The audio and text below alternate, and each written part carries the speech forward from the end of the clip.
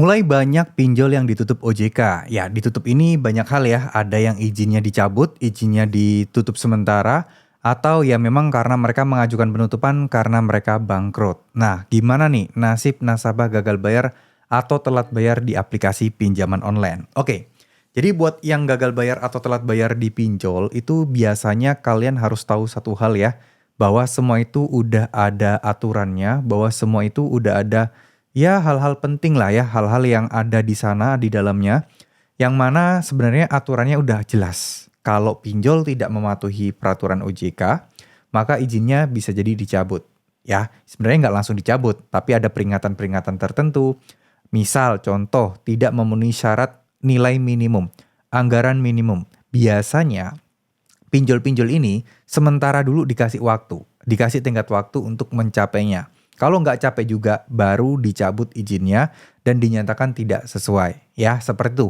Intinya sih kadang kita itu tidak perlu peduli apakah pinjol ini bakal dicabut atau enggak, izinnya masih ada apa enggak. Yang perlu kita pedulikan cuman satu nih saat ini. Apa itu? Yaitu gimana nasib nasabah yang gagal bayar. Apakah utangnya lunas otomatis ataukah gimana tuh? Sebenarnya gini, terkadang data untuk masuk ke OJK atau laporan pencabutan hutang itu nggak real time, tergantung pinjolnya.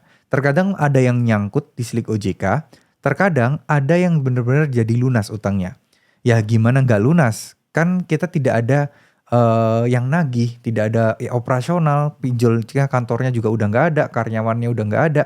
Ya kita mau bayar kemana? Itu kan pertanyaannya. Jadi kalau nyangkut, teman-teman wajib untuk ngurusnya ya, wajib untuk mengurusnya ke bank yang bersangkutan, yang bekerja sama dulu dengan pinjolnya atau bagaimana ya. Kita harus cari tahu dulu.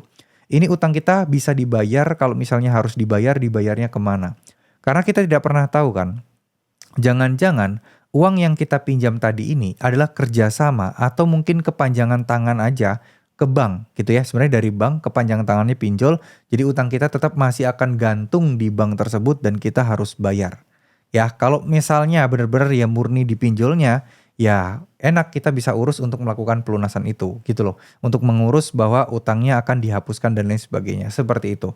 Jadi kalau bisa dibilang apakah pasti lunas otomatis belum tentu. Kita harus tahu dulu kondisinya bagaimana. Pinjolnya apakah cuman dibekukan sementara atau memang selamanya akan tutup. Nah, itu yang akan menentukan utang kalian akan lunas atau tidak. Seperti itu, teman-teman. Oke, terima kasih. Wassalamualaikum warahmatullahi wabarakatuh.